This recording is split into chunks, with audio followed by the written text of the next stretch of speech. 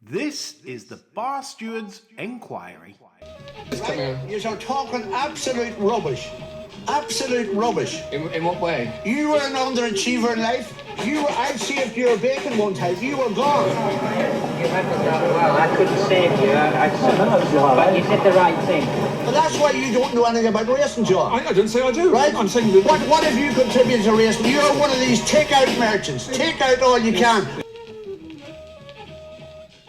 Very good evening, everyone. It's the Bar Stewards Inquiry Royal Ascot preview. Yes, we're back. I'm back from Italy, and I need to back some winners because I'm skint now.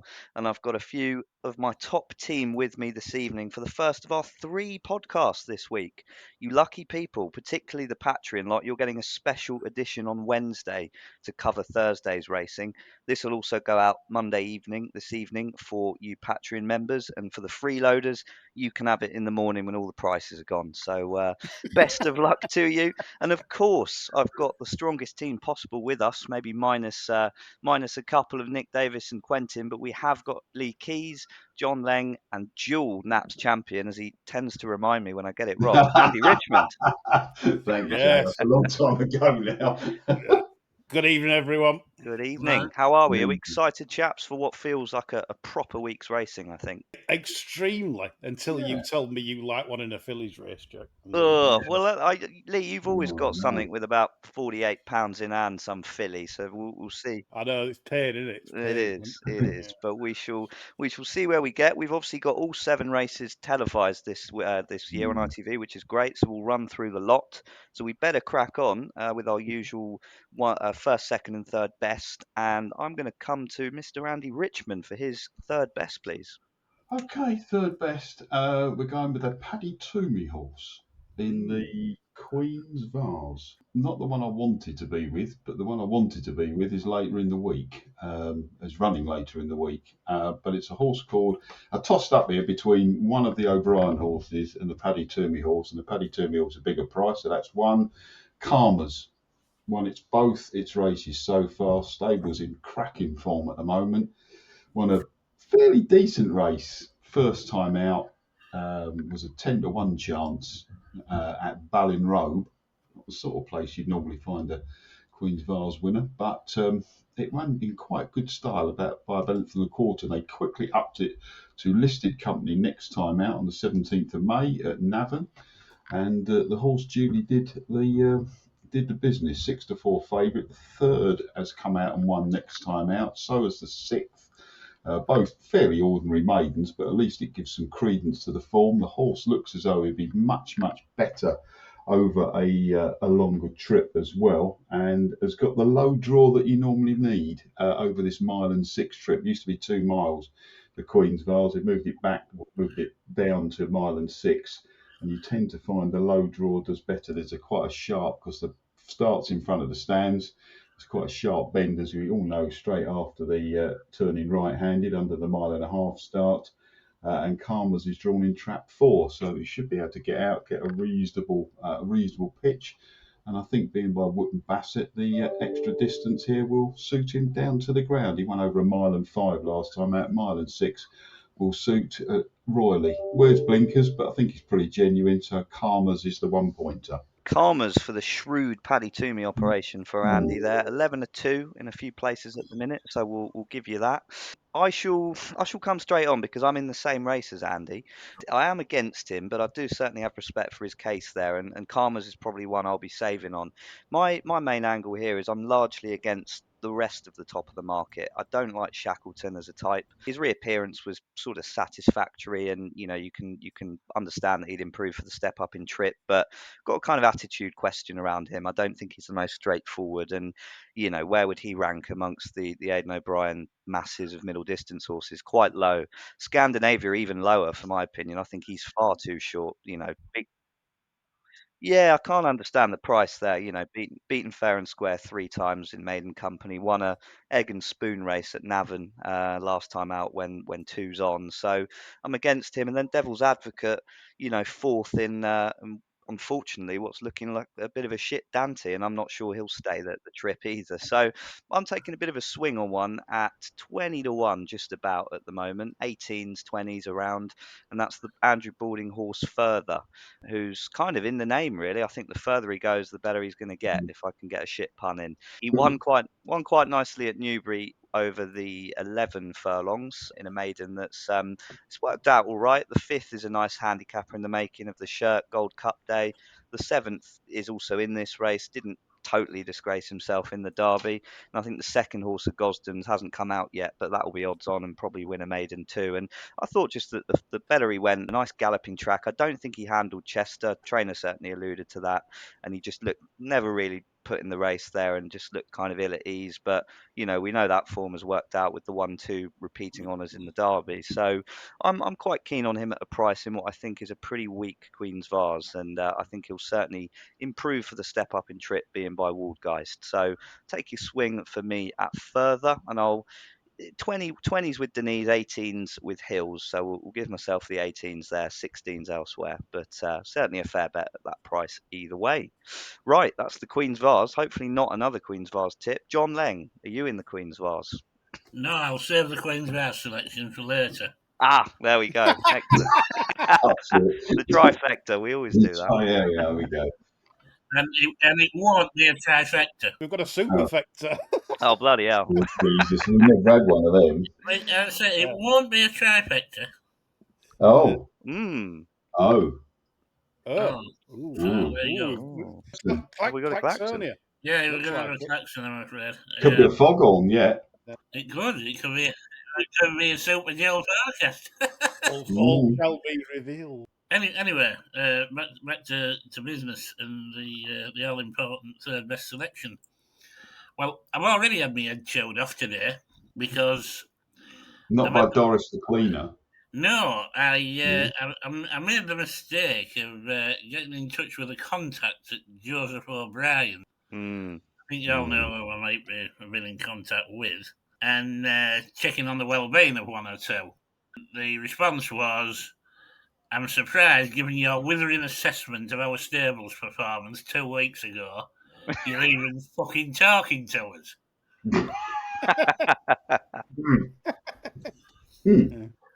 So, obviously, rather than apologise, I've pointed out that if they do have a good week this week, it's because they listened to me 2 weeks ago and put everything right. Copper Horse Handicap, Aeronautic. I only think this is the basis of a plot. He's only started his racing career like just over a year ago, and while he was pleasingly progressive, he didn't have the look of a finished article physically by a long chalk. It was very much all angles and bumps and gaps and Christ knows what else, you know. It was like one of them IKEA sets that you get and there's about 9 bits missing. That said, I thought he'd wintered particularly well when he reappeared.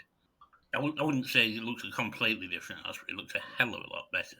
And his pipe opener was over 10 furlongs in May, which I thought was going to be wholly inadequate, which it probably proved to be. Joseph, if you're listening. Well, he was listening because he's put it in this. He only went off 5 to 1 to win that.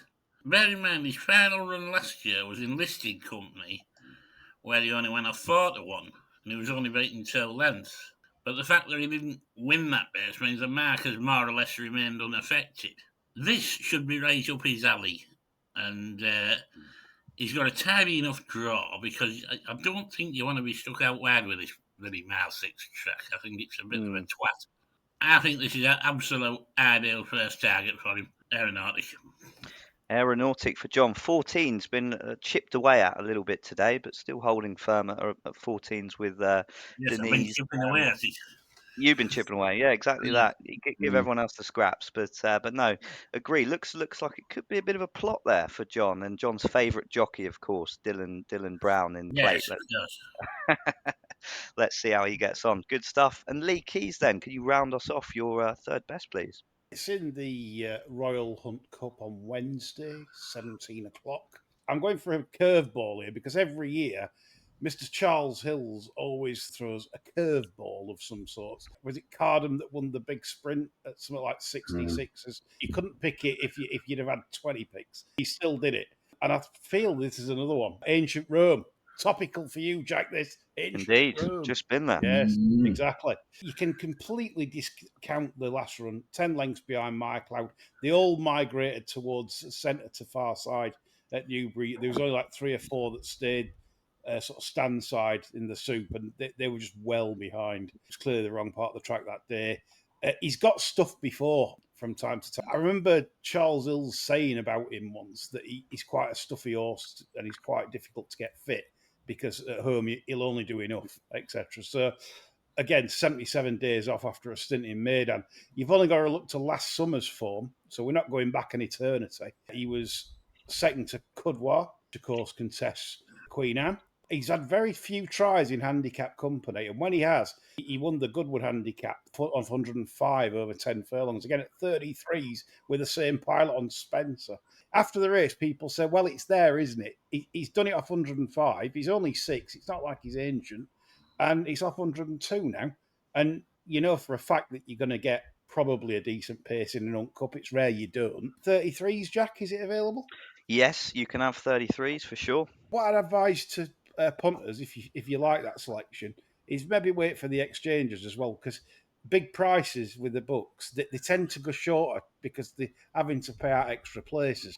Maybe wait for an exchange price for at least half or maybe even 3/4 of your stake, because you might end up with like 60s or 70s on the win part. So it's one of them. But I expect it to be a curveball from Charles Hills. Cheers. No, I like that from you, Lee, and I think been very generous with the mark. I mean, he was rate 110 on his final run last season when only 4 lengths behind the Lockinge winner. So that is decent stuff indeed. And a 33 to 1, big prices to round off our first round here. Between 40 and 50 at the moment on the machine.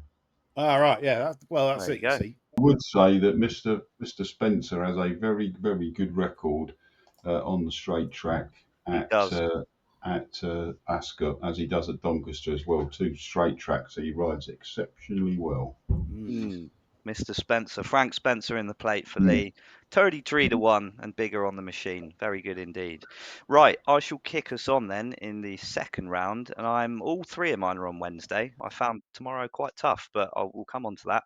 I'm in the last race, the lucky last, the Windsor Castle, 5 furlong for the 2-year-olds listed race, and I was very, very taken by the debut of Rogue Supremacy for Misery Guts and Daniel No Hope in the saddle. Look, it was a lowly enough maiden at Wetherby, backed off the boards to win. Went off 8 to 13, and the second in that race did miss the kick, so was given a little bit of help there. But that had finished second on debut, and in any normal maiden would have followed up, but completely ran into one.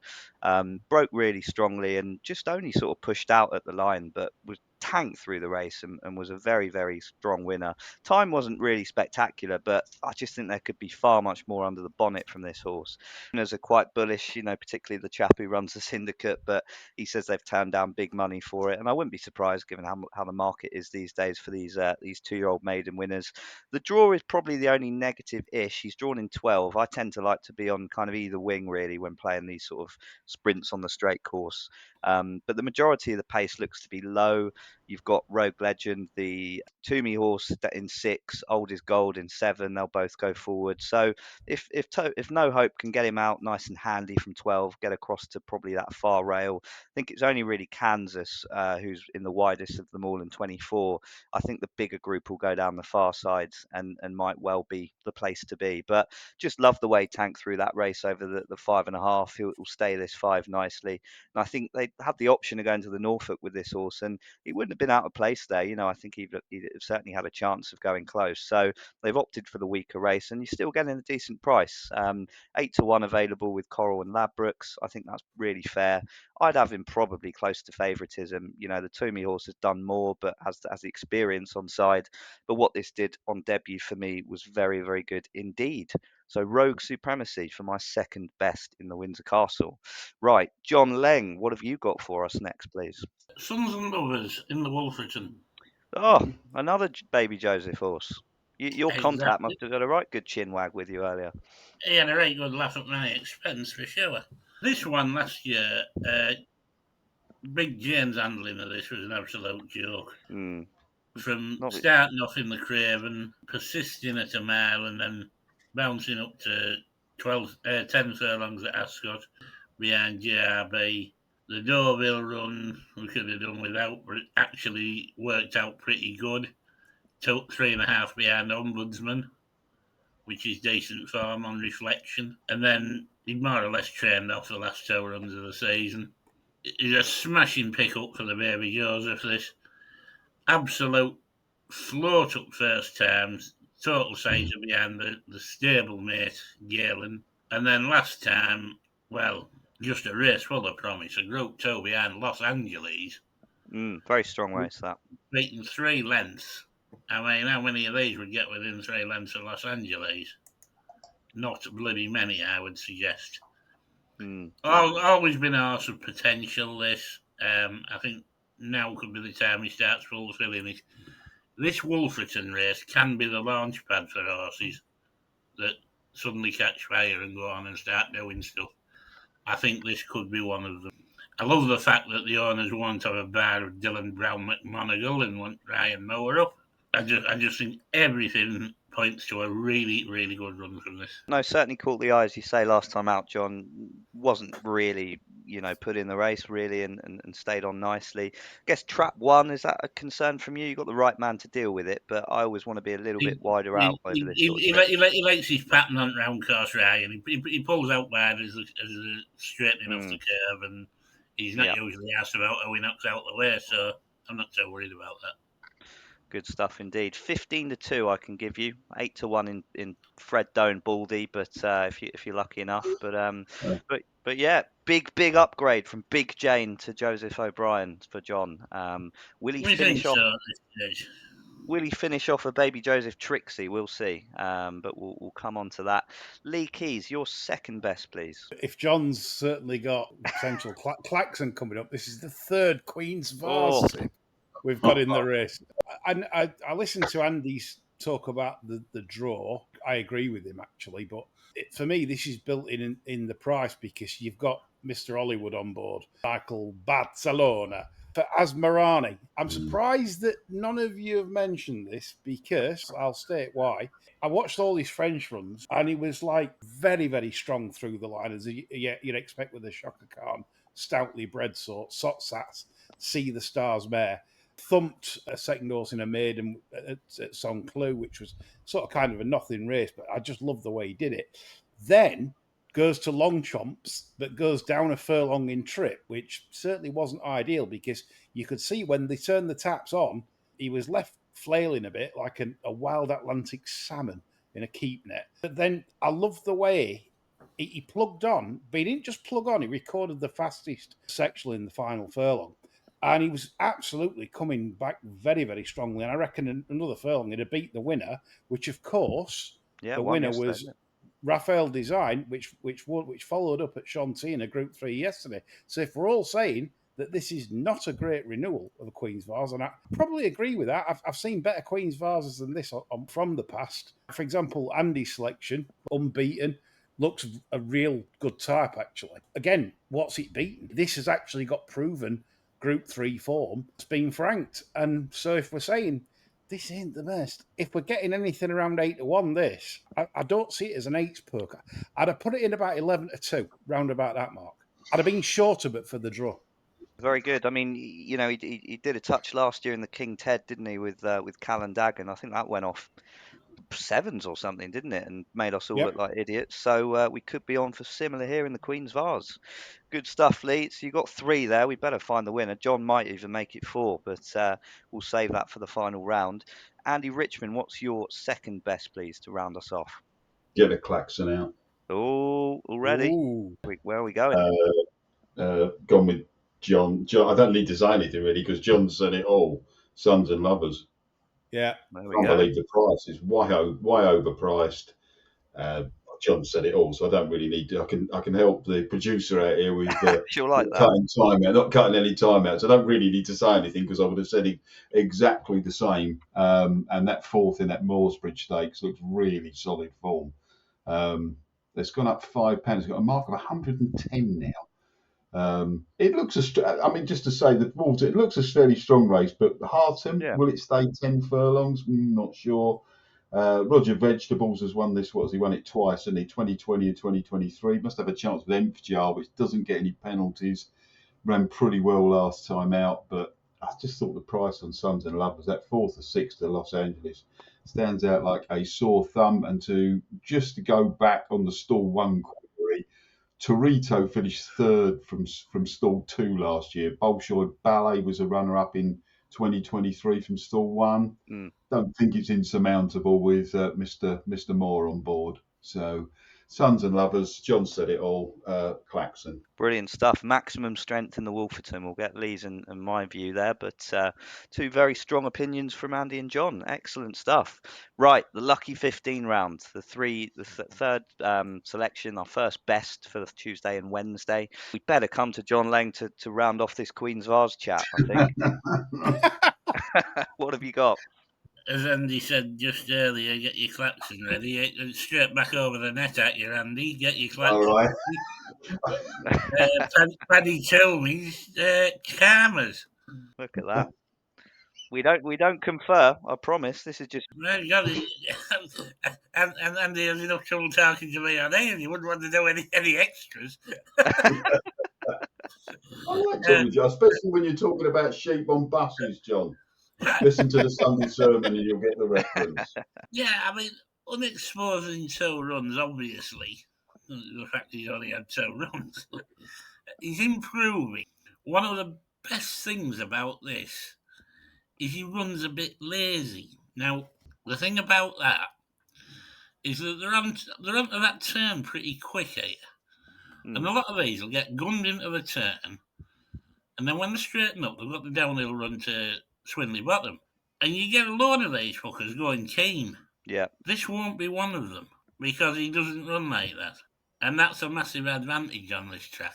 I just think he's the one horse in the race, not European farming, withstanding late. I think he's the one horse from UK and Ireland that has the potential to go on. I would be concerned about Lee's horse, but I haven't seen enough of it to risk a saver. But I probably will have a saver on it, given the mention Lee's given it. I really like this. I think he's a very, very solid each-way punt. Good stuff. Well, let's hope we found the Queen's Vase winner. Shackleton will probably piss in now and make us all look pits, but there you go.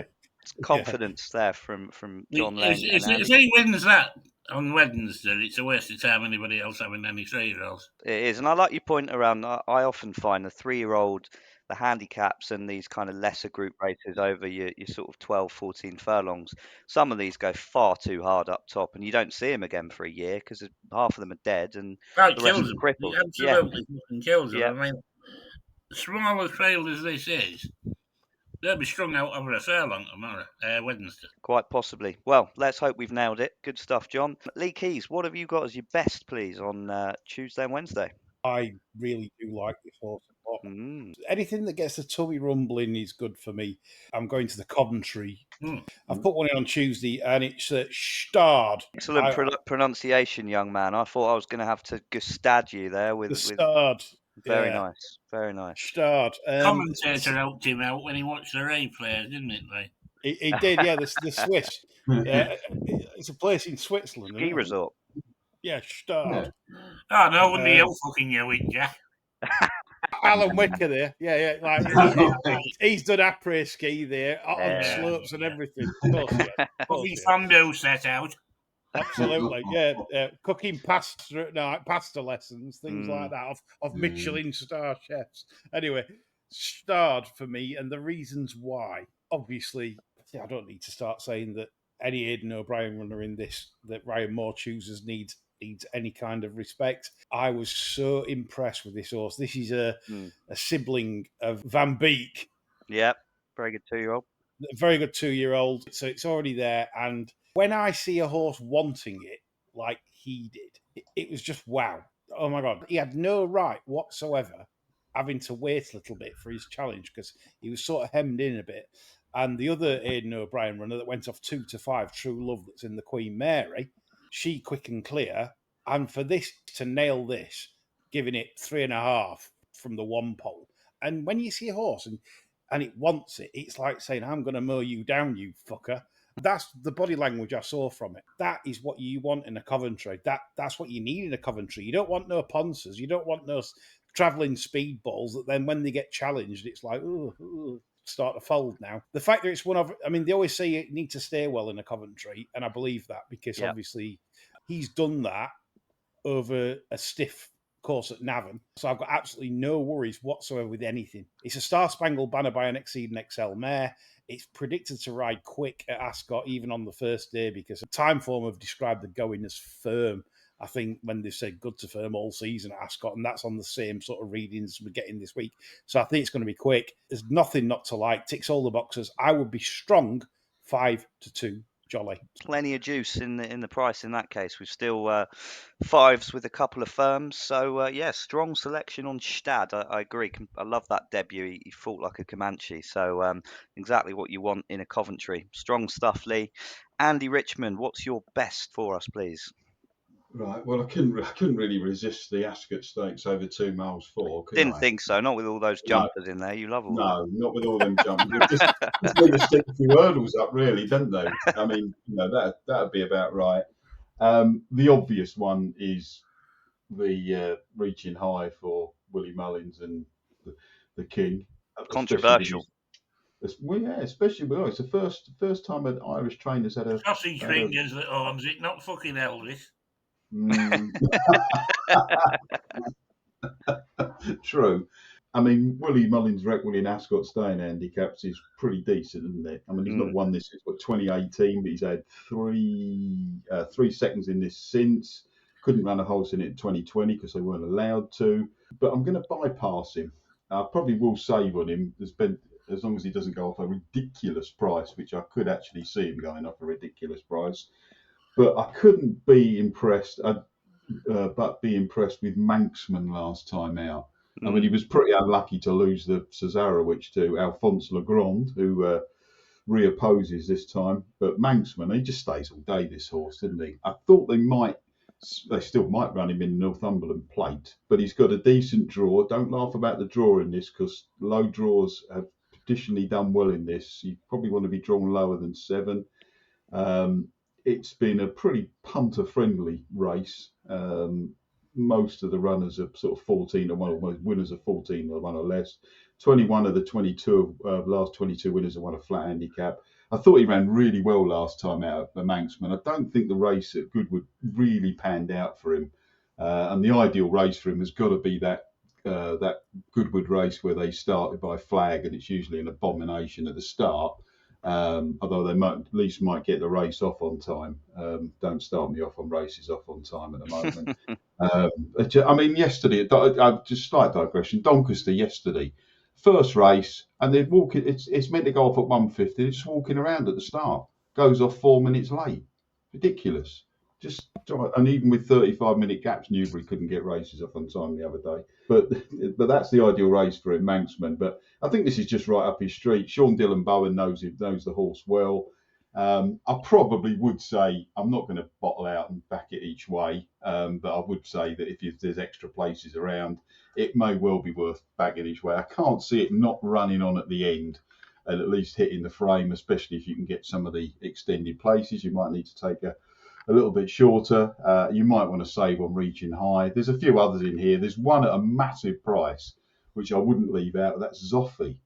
It's a crazy price at 65 on the exchange, with Oisin Murphy riding for Carlton Palmer. They've got a really good record together. That horse should not be that price, but I'm going to go 3 points win Manxman at a double figure price. But I probably would say if you're going to back it each way with the extra places. But I think I'll be very, very surprised if he's not running on very, very, very, very strongly at the end. Good stuff, Andy. Maximum confidence there on Manxman, and got a favourable mention from our Heritage Handicap specialist Nick Davis on Patreon, didn't he? Along with he just touched off. He just touched off Mr. Hampstead yes, last time out, who's yeah. currently starring in one of the other columns that you can pay for on Patreon. Ah, look at that. In Good him. plug. Good plugging all round from us today, Lee. There In you go. him. You asked us. Yeah, But yeah. no, Get good stuff, it plugged. Andy. 10-1 with Denise and 9s elsewhere. So, and Yeah. competitive sort of race. One of I'd these, probably wait. the way I'll myself, play would it, you? Jack, is probably just back it on. I probably will back it on the exchange and Oh, maybe yeah. back it in one of the sort of extended place markets Yeah, to save the stakes. one of Yeah, these that's Mullins horses will go off 9-4 or something, won't it? this one wins.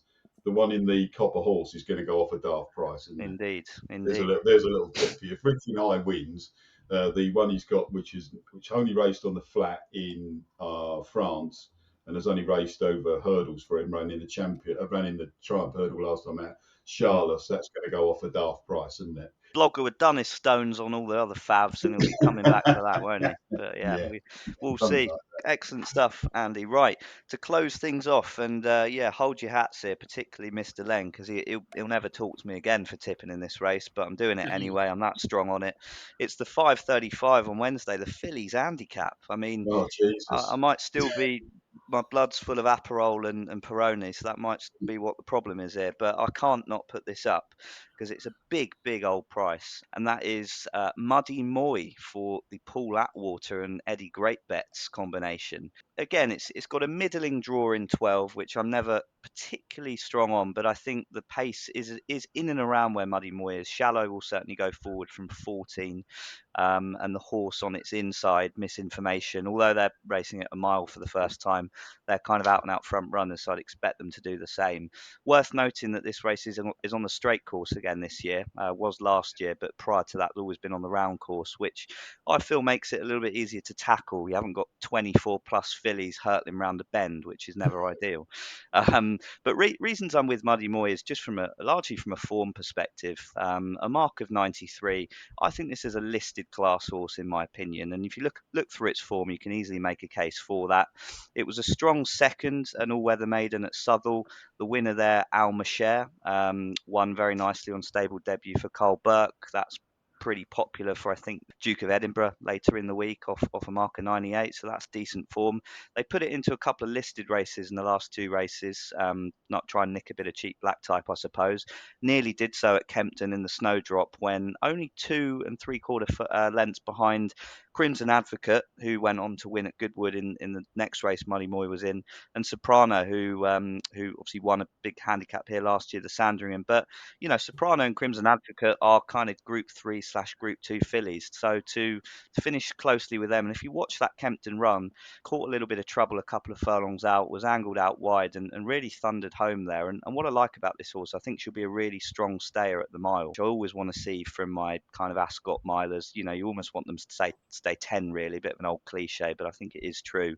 And then last time out at Goodwood, don't think the track particularly suited, bit sort of sharp for her, got knocked into by the eventual winner Crimson Advocate, which kind of put stop to any sort of run, but ran with credit. So I think there's fair form cases for saying a marker 93 is beneath where she is. I certainly think she's 100 plus. And whilst this is a horrible old race to tackle, I can't believe this is 33s. And if it's that on the day, I'll have to give Betfair a call and try and get more on, because that's how I'm feeling. And I'm going to sort of pussy out to a degree, because you're getting 5 and 6 places with most of these firms. I can't believe it if this is out of the 5 or 6. So I think this is a really strong each way bet in a horrible little race. But I think it will. For a little personal anecdote, this race last year, Lee tipped Doha up.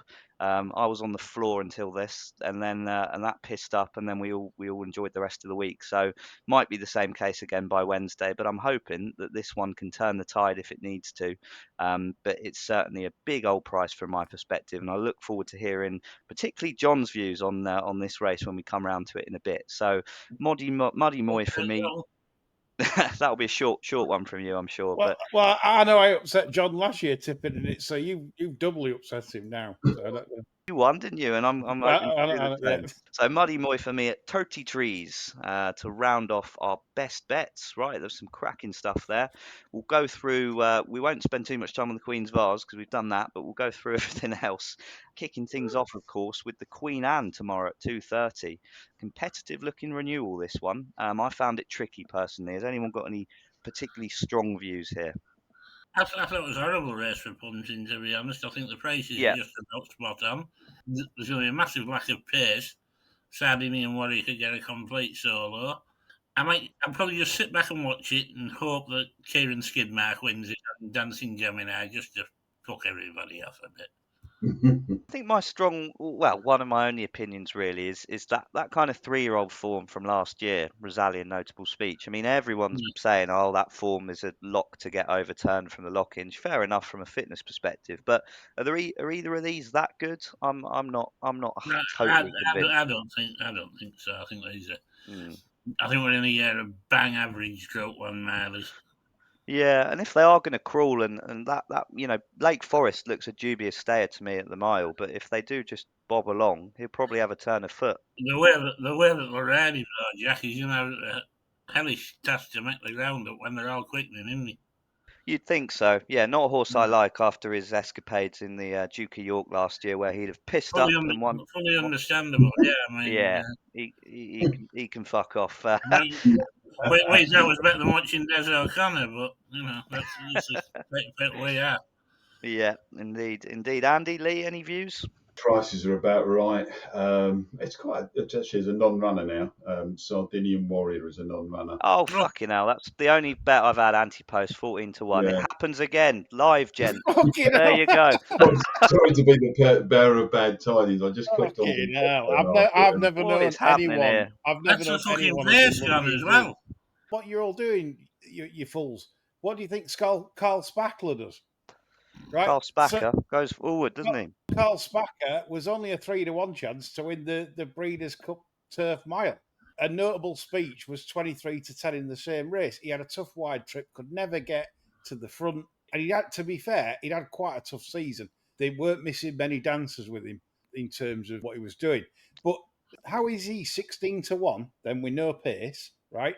And he's beaten the Breeders' Cup Turf Mile winner more than luck, thumped it twice prior to the Breeders' Cup. It's on the way to Oz, obviously it's racing Oz, trained by Kieran Meyer. They're going to go forwards. Make no mistake. James McDonald, they will go forwards. How on earth is that 16 to 1? I was going to say James McDonald up straight off the cruise ships. Absolutely, singing as well after the race. You know, like Tyson Fury does after fights. But you get in Jane's voice. Like, oh, terrible, that, isn't it? I guess it's just, it's probably a staying question mark, isn't it, on a stiff mile over here. Very different to the kind of tight turning stuff. But yeah, I mean, certainly potential. You'd have to say it's a bet to lay, wouldn't you? Yeah, absolutely. That'll be one of yours for tomorrow, John, I'm sure. But no, I can agree with that. Yeah, my opinion was my only bet was Sardinian Warrior at 14s about 2 months ago. So good stuff. Great start for me. On to the next one. Sardinian Warrior has been a twat anti-post, hasn't he? Because he was a twat over the Dante as well, the moral Dante. Yeah, he was one of your moral Dante winners, wasn't he? Yeah. We need to just start avoiding these. They're always right. Moving on. Which one can I make a non-runner here? I've in the Coventry. So Lee's very strong on Stad, obviously. A strong case made by him. I have backed, which I'll expect to now be non-runnered in the next 30 seconds. Military Code, who I think holds the strongest of the domestic form. The one I think priced wrongly here is Postmodern, who won a ranked bad novice at Yarmouth. Let's be right about it, and did so impressively, but is going to be up against a serious different caliber of animal here. So I think he's on the drift in fairness, but he's still too short for me at kind of 5 to 1, 11 to 2. Andy, John, what are your thoughts? Do you share Lee's view, my view? It's not really my sort of race. Quite interesting that I know he's lost Albert Einstein, but Aidan O'Brien, who's won this 10 times, he has won it 10 times. He usually likes his better horses, apart from the 2-year-olds that run here, to have had a couple of runs. So it's quite interesting to see him running the couple with just the one run. He's sort of been a bit forced into it, I suppose. The one I thought was massively overpriced was for the Yogurt Cannon, Ballistic Missile. Didn't think that was too bad I mean, it's 60, 65. I might just chuck a couple of quid at that. I was mildly impressed with that first time out. Mr. Hannon hasn't got a bad record with once raced juveniles at Ascot. I say it's not a race I'd have a really strong opinion about, so I might just throw a couple of quid at Ballistic Missile at 60. Big priced alternative for Andy there. And John, what about yourself in the Coventry? I had 2 long range fancies for this. Neither of them are running. I'll just jump in with Lee. Yeah, I think that sounds sensible. Let's hope he turns up. I'll wait until they're in the gates, Lee. Well, I probably can't even do that anymore. I'll back him in running when he's actually jumped. Good stuff. So we're all largely behind Lee's stab. They'll be late off, so you'll be all right. So. Yeah, indeed.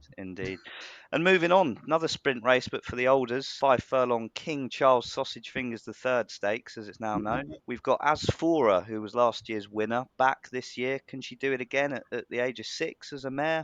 Bit of a trouble prep by the sound of things. The trainer was saying didn't get a prep run into her, so that'd be a bit of a negative from my perspective. And then Believing, sort of joint favouritism, currently up the duff to Frankel. So is that going to be any bearing on her performance? But another race I found sort of tough. But any views amongst us all?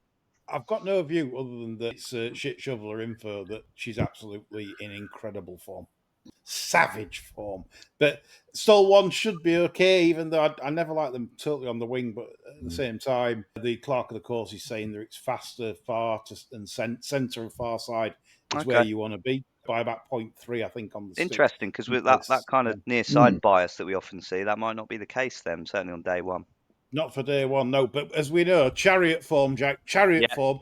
That's what I'll be watching for. Watch where the big fat portly fucking blue bloods all come down, waiting them carriages, from all like pre-match fucking meal they have, have lunch. Bamford.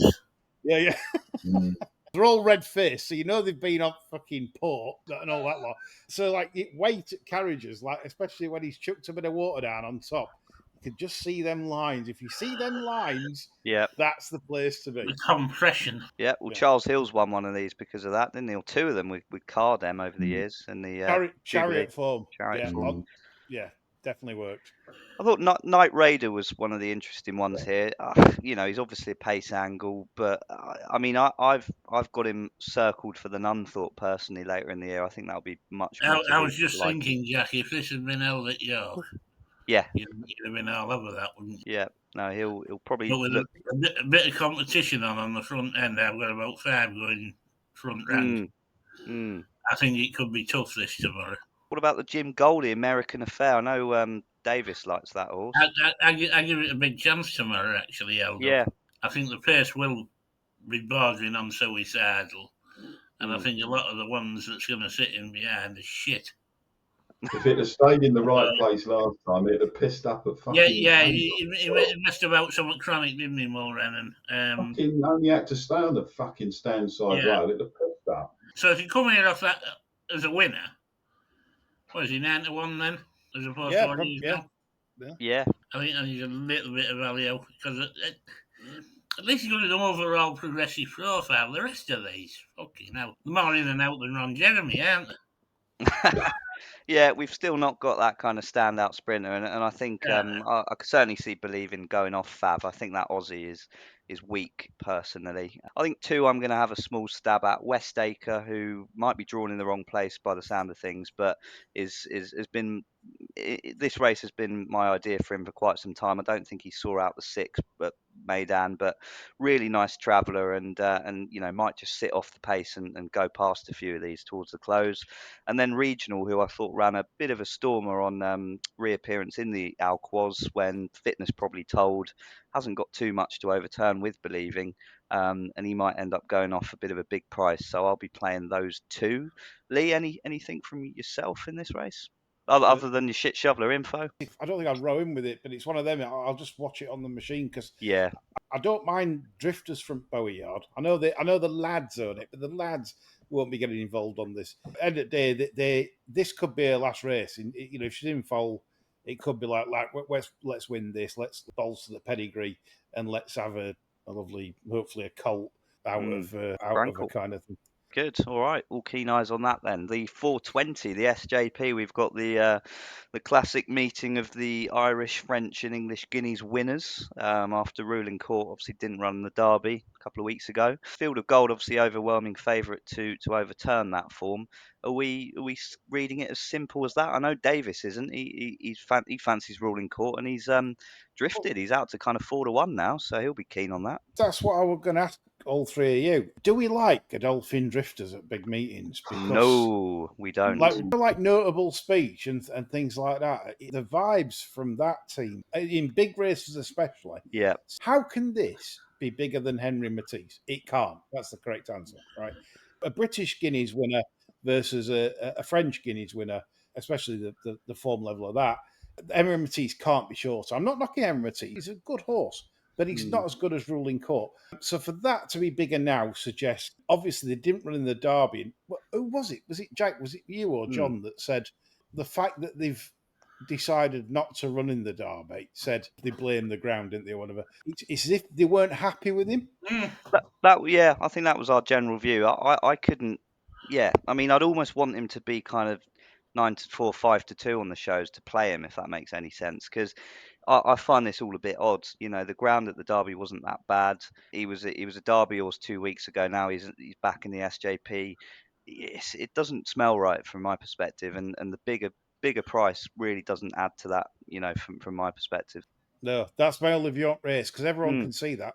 The problem with Fogg, if you're a Fogg backer who's obviously very smart, reminds me a bit of his daddy. He really, does. in terms of what he can do. The problem is with him all the time, you're always going to need that look in running. Colin Keane ain't going to have this sat second or third. This will be sat probably fifth or sixth. You might need a break or two, and that's the problem with taking short odds about him. That's the only other opinion I've got on the race. Certainly not a punting race for me. Could be messy, this. You know, you've got first wave chucked in there, Winlord, Officer. I mean, there could be some team tactics at play here, I think. Yeah, they'll just make room though, Jack, won't they? I mean, wherever Winlard is turning in, Fogg's going to be up his ass and Winlard's going one way. Then Brian Meehan rocks up with Rashabar and next wins a neck and pisses everyone off. Pisses Blogger off. He'll be all over Fogg, won't he? Foghorn. 100%. Yeah.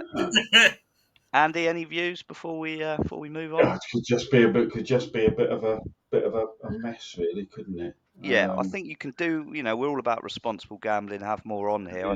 I think you could crack open a nice bit of gin and pate for that race. Yeah. From my perspective. Just you don't have to bet on every race. You can enjoy a race, can't you? And if Field of Gold goes and pisses up, I should enjoy him winning. But I've never really been an odds-on player, so. No, or you can have £5,000 to win for. The choice is yours. We'll leave it with you there. I would do if it was someone I was being a rep for.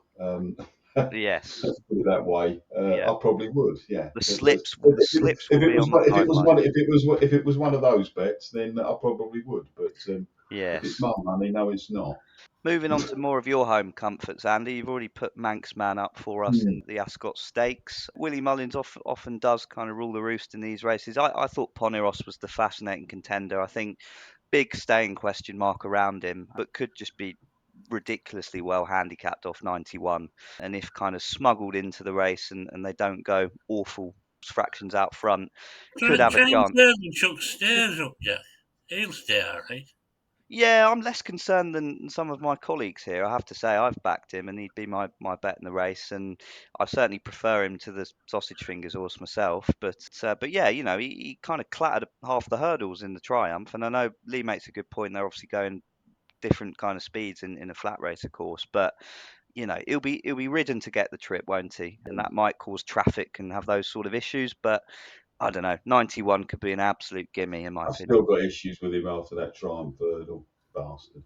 Well, yeah, he's not fans' favourite round here, is he? God, not round here. He's not. No. The lot on the second, basically. Yes, indeed. Yeah. Lee, John, what are your thoughts on this one? Reaching I thought it took the piss out of her at Leopardstown. Yeah, Jodie Townend, simply Jodie Townend. That's it. Couldn't think of her name. She got there, loomed up, and he's done this before. He's a bugger. I think he chucked it against Lachenta last season. He was second to Primo Lara, similar sort of thing. The Royal Stud raiding a shithouse, surely not. Yeah, I mean, he did piss up at Wolves by 7.5 under Thrasher. Bearing in mind which stable it's gone to now, right? Ryan Moore's the perfect type for this horse. But I would say if you're a reaching high fan and you're punting it, you've got to get some short layers in there. I'll give you a quick rundown, Lee. He got beaten last year at 1.61, 2.88 and 2.74.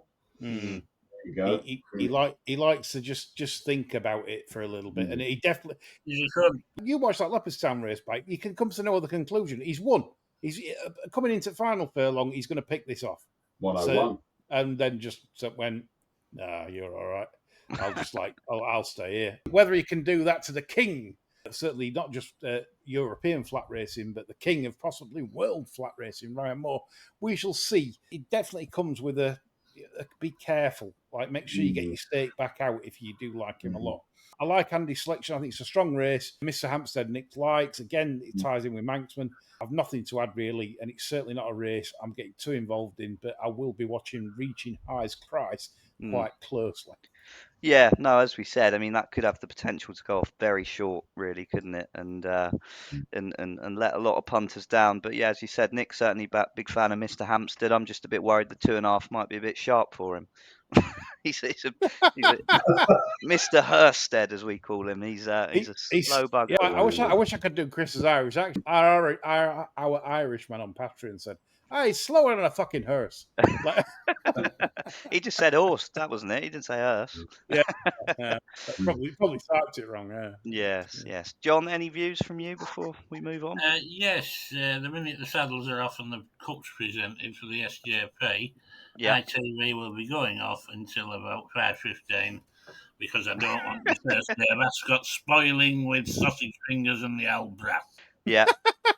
Certainly understand that view. It's a tough old race to punt in, but we'll cheer Andy's and Nick's on anyway for the pod. Right, the Wolferton. Think some comments around this being a decent affair this year. I tend to agree. Obviously, we've got Sons and Lovers, the Klaxon from Andy and John. My view was definitely that he was one of two on my short list. I think total kind of float up so far with the baby Joseph, particularly that last time out, very eye-catching. So I'd be with him. And then I thought King's Gambit, who has had a bit of a kind of middling campaign since he was a moral winner here last year, I thought, in the Hampton Court. We love moral winners, don't we? Yeah, that's what we specialise in. And then they've been trying him over 12 on a couple of occasions, sort of got beaten half a length by Los Angeles, which obviously isn't bad form at all. But I think 10 furlongs is his trip, and round here he'll certainly like it. So if he's back in form after his pipe opener at Newbury, I think I'll have a few quid on him. Lee, what do you reckon with this one? Totally agree with Sons and Lovers. The only thing I'd say about him, I'm undecided if he's an after the Lord Mayor's show. He was in front after the line at the Curragh on the pull-up last time, and that was a great effort. The time before, you can excuse, it was like 109% on the front end that Galen made all. And obviously, they riding him held up and dropped out, and it's like, I'm not sure that's how I'd ride him, to be honest. I would have him more handy, and I hope for John's and Andy, you for the Klaxon. I do hope. Last on the fence turning in. Yeah, you probably don't. I think the draw might dictate how he's ridden, which might help because you're not going to want to drop him out from one. I can't see Ryan taking right back, to be honest. No, it's not how he does it. I totally agree with what you've both said. It works out on. I mean, it was a sexual horse for me last year. In terms of, I knew this is a good horse. It was also obviously it's Big Jane. You know, like she didn't miss a dance since she did 1, 2, 3, 4, 5, 6, 7 runs. Didn't fuck about. Come on, let's wheel it out there. Pity Johnny Pate didn't get on it, but that's the one. If gun to head, that's the one I'll be backing. I might back it. I like the cases presented, and I think 8-1 or that round about that price, very fair. No, indeed. I think we'll be rowing in with him tomorrow. So then the close us off, the 6:10, the Copper Horse, French Master, Big Jolly, 5-2 at the minute, very short, but he was the subject of was it an early bird or an edge? We put him up last time, didn't we? And bit heart in mouth with Mr. Rab in the saddle, but we haven't got him anymore. We've got Big Jockey upgrade, which is always good news. Are we with the Jolly? This is a good horse. Yeah. I don't know why they've gone for blinkers. Mad Woman. She's obviously sold it to Watham. She don't like the colts because she only breeds the fillies, so she gets rid of all the colts. So the mad woman sold him to Watham, probably for a pretty penny. And he's definitely a stakes horse. I probably regard him as a future Gold Cup horse. Yeah, you can see it. That's where I stand. I think this is a future Gold Cup horse. I think it's a quality animal. Why they've gone for the blinds? I mean, she might have spoke to 30, which is even worse. She might have sent it paddock this horse needs a pair of blinds. Put a pair of blinds on him. And so 30's gone, Dad, she wants to put the blinds on him. Well, don't worry about that, son. She's fucking sold him.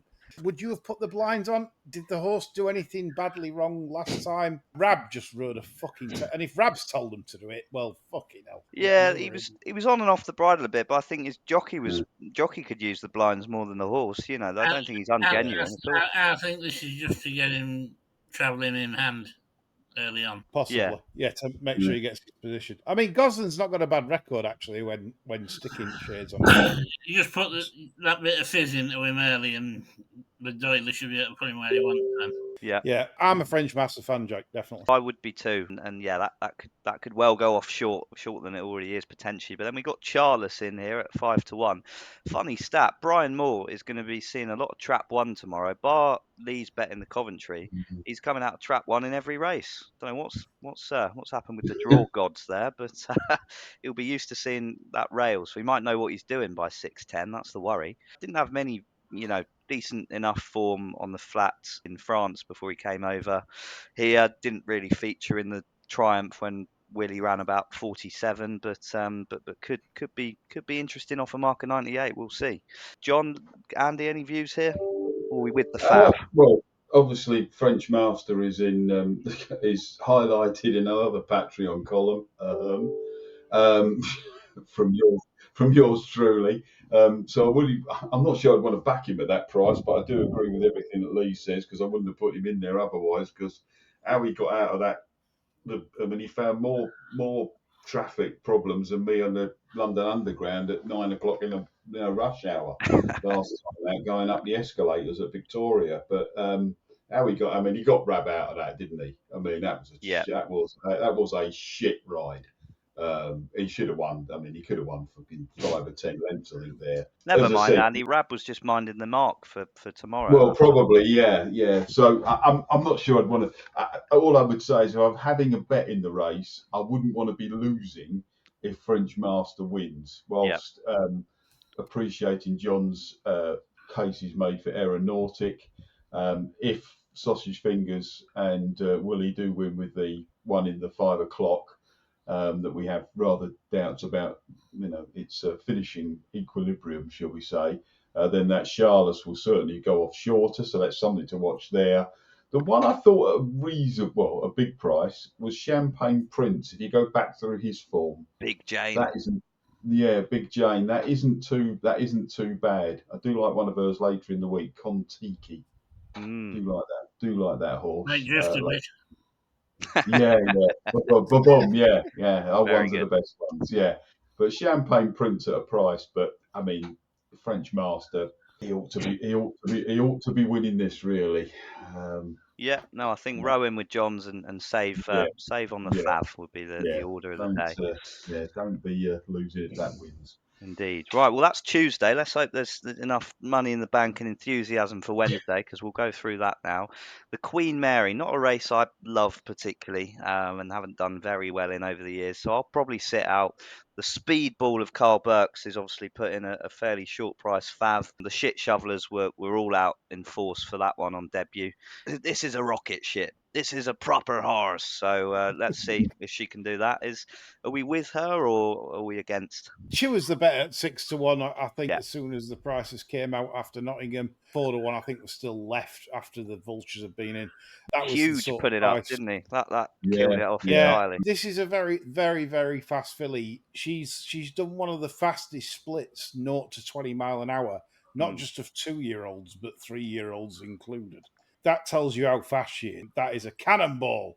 Burt Reynolds in his Lamborghini in Cannonball Run I quite like being. For some reason, I find it with the juvenile races. I quite like being on the front end at this meeting. You often see those up with the van, so to speak, win. And yeah, I mean, to add to a bit of shit shoveler info on debut, they were a little bit worried that this one was in season. So it was a kind of, this is a very good horse, but might not be right today sort of thing. So to do that in those circumstances, you can mark that up. A moody filly, we love those, John. Don't we just? Any others in here that take your fancy at all? Revival Power, believe it or not, for Happy Tim and Thick Dave. Well, you got to respect a first-time out 2-year-old winner from that yard, haven't you? Well, I'm reliably informed that the feeling at Great Hampton is that this is the best 2-year-old I've had since Pipperlon. I think could get the right ride as well, because I think Dave will take his time here. And there's plenty of pace on. He could just have this drop in his lap a bit. But decent priced alternatives to the I have a Fav. lot of respect for the Carl Burke filly. I think she's really good. Yeah. That form for Revival Power is pretty good from last time out. The second and fifth. Yeah, it's all right, isn't it? Yeah. And if you look at the sectionals, they're pretty good as well. There's some very. She's pretty speedy, I must admit. I think she's 20. Well, there's not an awful lot there, but she's 25, 26 on the old machine at the moment. It's a tiny money, but that looks a little bit big to me, to be honest with you. And there've been 4 Northern Train winners during the last 7 years of this. I think she'll still run a little bit inexperienced tomorrow, Andy. And I think she's the type that could look as though she's hitting a flat spot, and she'll just mess about a bit. She could hit a big price in running. And has anyone seen the American horse in this? Hey, that's usually you're usually all that's over usually your bag. Yeah, your fingers. I know it's not from Bingo. He's not coming. Bingo. Yes. What I would just say is, I watched the win. I feel there's a better one coming from the yard, the same yard in the Norfolk. I think they run. There you go. Patreon members only. You'll be able to hear all about that on our Wednesday evening pod. Yeah, I will tell you all about that. They think it's better than the one he brought across that won. So if this one runs well, then that's a good flag for the one in the Norfolk. It is. George Weaver obviously doing what Bingo has failed to do this year. Much to our delight, no more Bingo. John's happy. Bingo this year. The Barstew's campaign has worked. Anyway. The only one that ever has, but there you go. Good. The only boat this country's been able to stop. Good stuff. Speed balls, all about speed balls and the Queen Mary. Queen's Vase, we've bored you to death on that race, so just put all of ours in a trifecta and hope that it cops. So we'll move on swiftly to the 340. Another fillies race. A lot of fillies races on Wednesday, of course. The Duke of Cambridge. John Nick's not on, isn't it? Yeah, nope. It make the producer's job a bit easier if he was on, but there you go. Thursday show will be about 34 minutes, I think. Yeah, exactly that. So Cinderella's Dream put in Fav, obviously good winner in the Dahlia, was it last time out, I think, and has a £3 penalty to shoulder. But is there anything in here that can beat her, chaps? I thought one look was, I mean, pocket talking here, but I backed her last time out, and I thought copped a bit of a stinker from Billy Lee, and you don't say that often. He's a good rider, but I thought she shaped like the best filly in that race. But I think Catherine Fry might have pointed out Pretty Polly. I thought would have been for her at the Curragh over 10. I guess it's a stiff enough mile here, but is on the round course. I might put a few quid on her. Fallen Angel looks to have gone off the boil a bit for my liking. They go for the pieces first time out. Running Lion, never liked that filly. Think she's a bit of a wanker. So yeah, what beats the Fav, chaps? Anyone? No. Nope. No, I've absolutely zero interest. I'm going to put the kettle on. Yeah. Honestly. Yeah, no, it's a horrid affair. John, unless you're going to surprise me with a rare view in one of these, we'll move on. No. Good stuff. Nick Davis here in spirit. On to a proper race then, the 420, the Prince of Wales. We've obviously got Los Angeles, who we've talked about from a form perspective. Anne Mart, who we narrowly beat at the Curragh last time out. Napa Stars coming over from France. Ombudsman, See the Fire. This looks a good renewal, chaps, I feel. But what do we think of Los Angeles over 10 furlongs, though? Are they trying to make this into a 10 furlong horse because they've got loads of 12 furlong horses? I think is beatable. I agree, Andy. I think they're going to have to nick one off the front if he's to win Yeah. this, and I think there's too much in here to probably make that possible. I don't think I think he is a 12 furlong horse. I mean, they ran him over 10 at the Irish Champs last year, and he was just sort of plugging on at the finish there, and it looked a bit sharp for him. So, yeah, I'd be against. I'm with Ombudsman. Well, two-part bet really. Ombudsman for me, who I think is still most progressive, will have needed the run last time out at Sandown. Thought he shaped nicely, but will certainly come on for it. I fancied him to overturn the form with Al McCann, but he's not here, so I think he'd be mine. And I wouldn't discount a decent run from Royal Champion at 100-1. For all I've said that this is a strong race, which I think it is, if you're using See the Fire, who's a 6-1, 13-2 poke here, he beat her at Sandown, and gives her £3 less here. And I know she was super impressive at York, but I'm not sure she'll stay a stiff 10 at Ascot myself. Did she win? I mean, that sounds a bit stupid to say sometimes, but did she win a bit too easily there? Did it just look like the race just totally fell apart? I know it was visually impressive, but did it just fall apart? But she would be. I mean, even if you add in Royal Champion, you've got See the Fire, Ombudsman, Map of Stars, even Anmat. Yeah. I think reversed the form with Los Angeles. I just think Los Angeles might drift. I thought 3.435 at the moment on the machine looks a little bit short for me. I'd rather be a layer at that price than a backer. I'd agree. Lee, John, what are your thoughts? I was intrigued by Map of Stars. I think this is highly progressive, like ridiculously progressive.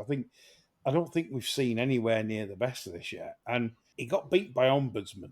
He had a tough trip, ridden by a complete moron, which of course he isn't tomorrow because thankfully Wathnan have bought him. Otherwise, you'd have had Barcelona on. Isn't it funny this? Although Barcelona's won on him, we're in a shit race earlier in his career. The two times he's been, I think, like shitly ridden, Barcelona's been on twice. Second to Cersei last time. I think that's really strong form. I like that Cersei a lot. I think it's all really solid stuff over there. Now, is it good enough to beat the likes of Los Angeles? And I take your points on Los Angeles because I'm the same. This one's 12. 12 is optimum. And Mart, you've got the key form here, haven't you? It's beaten Callandagan on the fucking jumps course, but it's still done it round here. So that's key form. And of course, you were second to Los Angeles last time, but I have a feeling, looking at the SP of Anmart last time against Los Angeles, don't think it was that expected. 8-1, complete write-off. It went off 14 on the machine. I think it went off. There you go. But rightfully so. Like if you're just playing for value, you've done right. But to me, it's a case of that's the key form in here for me. Los Angeles, John, I know thinks is done well from sort of like 3 to 4, so I'm going to let him continue his conversation, John. Not as well as Illinois. Don't mix the two up. Yeah, I'll be waxing lyrical about Illinois on Thursday because that one's done as well as anything I've ever seen from 3 to 4. But this one's done well. Rather like Vincent O'Brien used to be able to. I do think Aidan can get a bit more speed into these horses as they get older. He's had 2 runs over 10 this year. He's managed to win them both at the end of the day. You know, he comes here off a bit of a streak. But I do tend to think that at the end of this, Map of Stars might have a bit too much tour for him. As might Anmat. Of the two, I think Map of Stars, who's never really had a proper go on right quick ground, as I say, the Stars, could show even more improvement for a proper surface. And I think you can generally have what you like on it 92 each way. He's the one.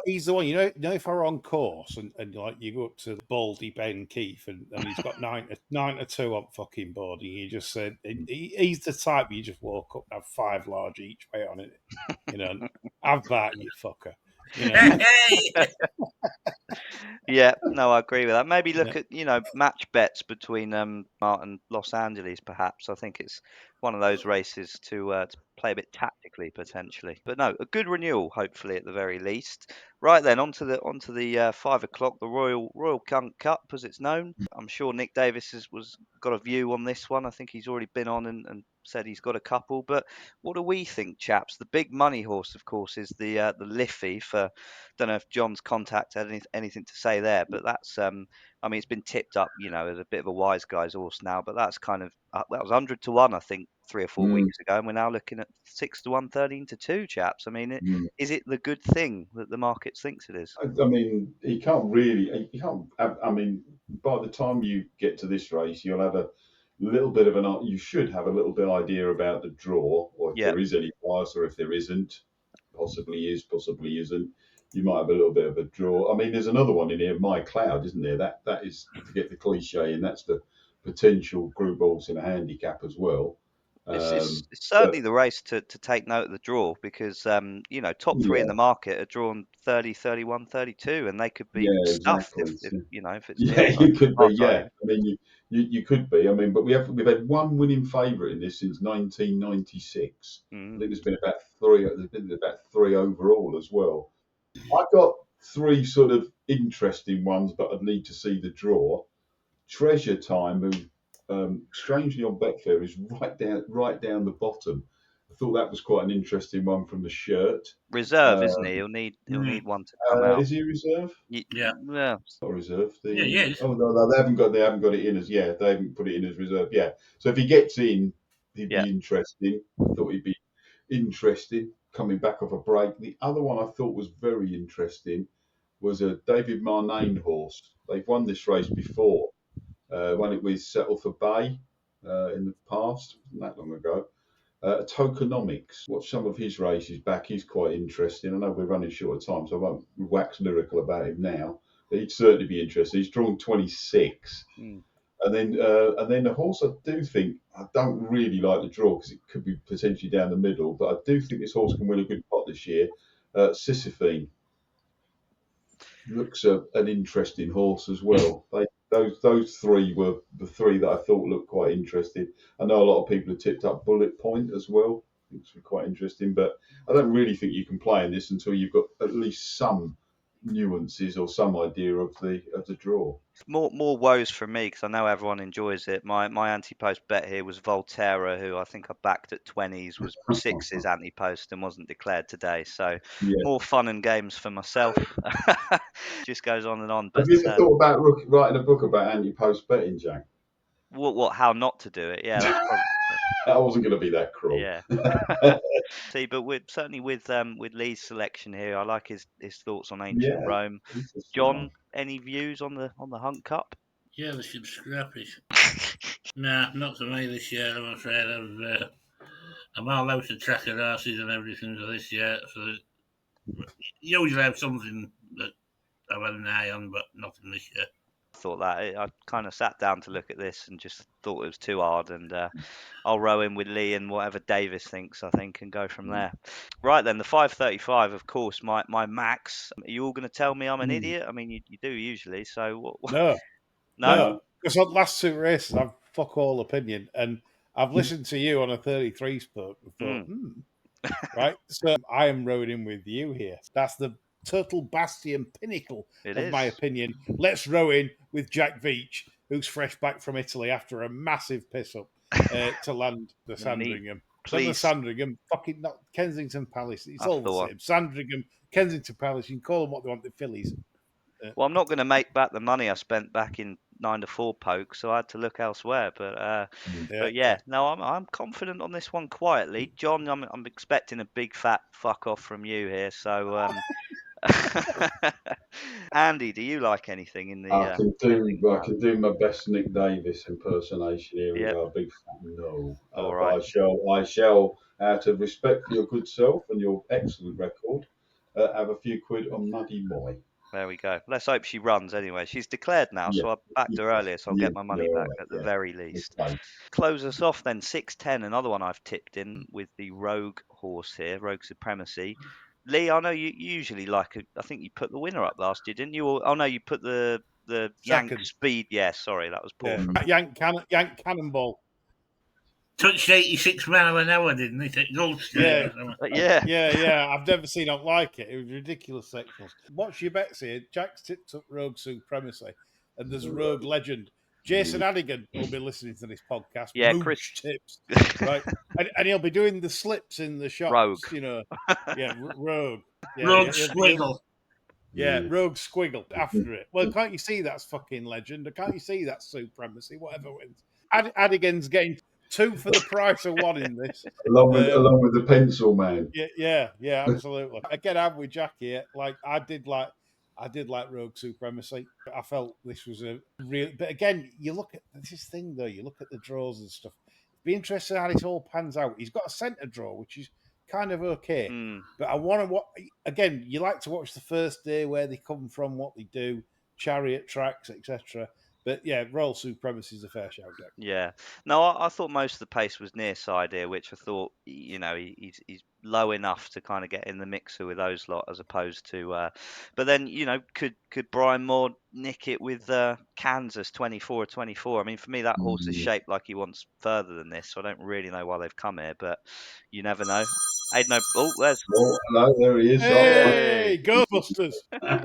Be the Ginger Hitler, isn't it? Yeah, what wins? Nah. What wins first? What wins? Bullshit Bloodstock, this one. Yeah, it could be. Dead lately. There you go. John, any views to close us out on the Windsor Castle? Yes. Oh.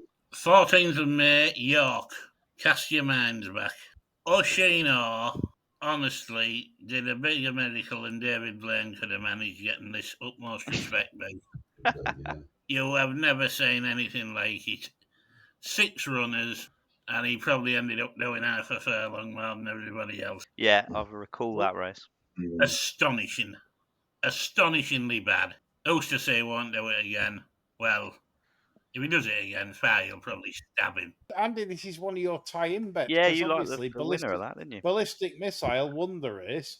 So if that runs well in your chosen race, you're going to bet this. Related double. I am. Yeah, it's on my rather long short list anyhow, along with the 2 Rogues and Old is Gold. I have one other to add to this as well, which isn't all that obvious, but I think this is a nice horse. Jan Steen of Carl Burks. Now, you'd think he's only finished 3rd at York in the novice event under a penalty, and you say, well, that's his limitations. He tried to make all that day. He was headed. He looked like dropping out the back of the telly. He was coming back at him like a fucking wolf in the last 100 yards. This is one tough bastard, this, and I could see that running a massive race tomorrow as well. Tough bastards. It was a painter. Like them. It was a painter, Jan Steen. Anyone know that? Dutch painter. Yeah. Dutch painter. Didn't make as much as Van Gogh. Van Geest spent more doing hair, didn't he? Yeah, he did. Like London I thought Bar. he did more doing bananas, Van Geest. Van Geest Criterion Stakes. Back to the memory bank there, kids. There we go. Yeah, love that. There we go. Anyway, sorry, right, Jack, chaps. That was an in-depth tour through Tuesday and Wednesday. We certainly enjoyed that one. Some strong opinions and hopefully a few winners to kick us off. Don't forget, we are back Patreon only Wednesday night for a look at Thursday, and then again for a look at Friday and Saturday on Thursday evening, and Friday for the freeloaders. So enjoy. You'll be hearing from us all week. Let's hope we've backed a few winners and you want to join in again. Cheers. Bye for now.